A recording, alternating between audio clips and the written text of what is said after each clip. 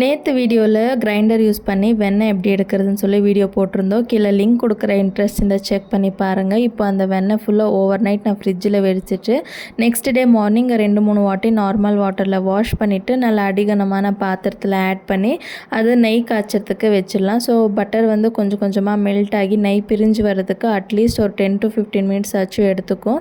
Butter கொஞ்சம் ஜாஸ்தியாக இருந்துச்சுன்னா இன்னும் கொஞ்சம் கூட டைம் எடுத்துக்கலாம். ஸோ நம்ம கிட்டவே இருந்து நல்லா கைவிடாமல் கிண்டிட்டு இருக்கணும். கொஞ்சம் ஏமாந்தாலும் தீஞ்சு போகிறதுக்கு நிறைய சான்சஸ் இருக்குது. இந்த அளவுக்கு நெய் பிரிஞ்சு வந்த பிறகு ஒரே ஒரு கல்லுப்பு, ஒரு வெத்தலை, கொஞ்சமாக ஒரு 1/2 ஸ்பூன் அளவுக்கு தயிர் மட்டும் ஆட் பண்ணி மிக்ஸ் பண்ணிக்கோங்க. வெத்தலை இல்லைன்னா நீங்கள் முருங்கை இலை கூட ஆட் பண்ணிக்கலாம். எனக்கு முருங்கை இலை கிடைக்கல, அதனால வெத்தலை வந்து ஆட் பண்ணியிருக்கேன். அந்த ஒயிட் கலர் எல்லாமே இந்த அளவுக்கு கோல்டன் ப்ரௌன் ஆன பிறகு ஸ்டவ் ஆஃப் பண்ணி அதை வந்து வடிகட்டி எடுத்து வச்சுக்கோங்க. இந்த ப்ரௌன் கலர் பார்ட் யூஸ் பண்ணி நம்ம ஒரு ரெசிபி பண்ணலாம். அதோட வீடியோ ஆல்ரெடி நம்ம சேனலில் இருக்குது. இன்ட்ரெஸ்ட் இருந்தால் செக் பண்ணி பாருங்கள். பாய்.